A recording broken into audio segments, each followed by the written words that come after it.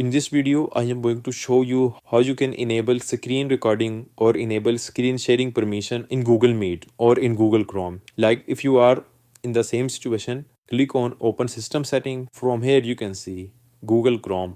Allow it. If you don't have any important work open in your background, then you can quit and reopen instantly. And if you have some work, you can click on later.